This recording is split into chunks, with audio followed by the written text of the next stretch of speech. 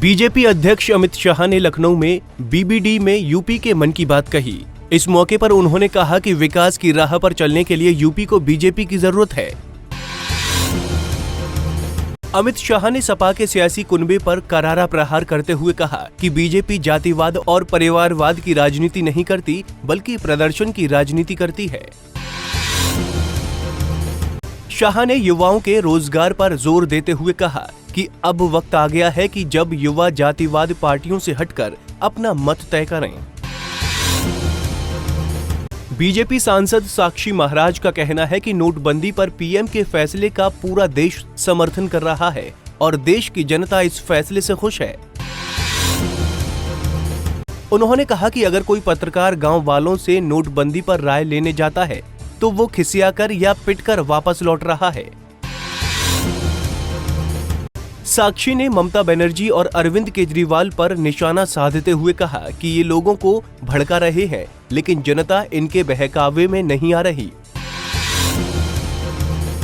आपको बता दें कि जब कुछ रोज पहले केजरीवाल बैंकों के बाहर खड़े लोगों का हाल जानने पहुंचे थे तो वहां केजरीवाल हाय हाय के नारे लगे थे। साक्षी ने सूबे के सीएम को भी निशाना बनाया। उन्होंने कहा कि सपा परिवार के पास नंबर 2 का काला धन है, इसलिए उनसे पीएम का फैसला हजम नहीं हो रहा। साक्षी यही नहीं रुके, आगे उन्होंने कहा कि अखिलेश नोटबंदी के फैसले के बाद से घबराए हुए हैं और घबराहट में महायात्रा को भी भूल गए हैं। गुलाम नबी आजाद पर हमला बोलते हुए साक्षी ने कहा कि कांग्रेस ने हमेशा से ही लोगों के साथ अन्याय किया है। बीजेपी की परिवर्तन यात्रा को हापुड़ में महिलाओं ने रोककर जमकर विरोध किया। महिला मोदी सरकार के नोटबंदी के फैसले का विरोध कर रही थीं।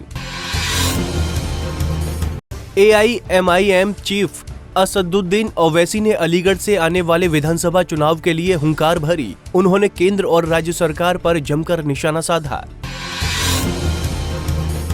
ओवैसी ने पीएम मोदी पर हमला बोलते हुए कहा कि उन्हें शरीयत में दखल नहीं देनी चाहिए और अगर पीएम को महिलाओं की इतनी चिंता है तो गांव में महिलाओं पर लागू कानून खत्म करें। ओवैसी सपा परिवार पर भी चुटकी लेने से पीछे नहीं हटे। उन्होंने कहा कि जो अपने परिवार के न हुए वो प्रदेश के क्या होंगे। मायावती के लिए भी ओवैसी ने तल्ख तेवर दिखाए और कहा कि मुजफ्फरनगर दंगे के वक्त बीएसपी का कोई विधायक सामने नहीं आया था।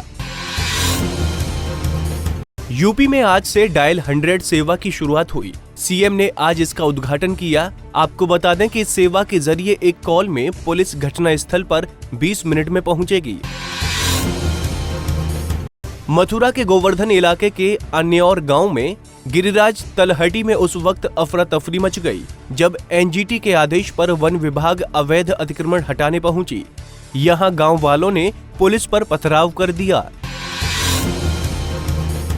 मुजफ्फरनगर महापंचायत में पहुंचे केंद्रीय मंत्री महेश शर्मा ने कहा कि केंद्र सरकार किसानों को समर्पित है।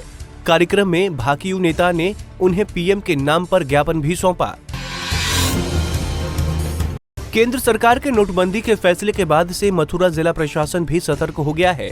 जिले के मंदिरों की दान पेटियों में दान के रूप में चढ़ाने वाली रकम को अब चेक किया जा रहा है। केंद्र सरकार के नोटबंदी के ऐलान के बाद विपक्षी पार्टियां इसे राजनीतिक हथियार के तौर पर इस्तेमाल कर रही हैं, लेकिन बांदा में एआईएमआईएम के कार्यकर्ताओं ने बैंक की कतारों में लगे लोगों को चाय बांटी और सरकार के फैसले का समर्थन किया। Bureau report, Punjab Kesari TV.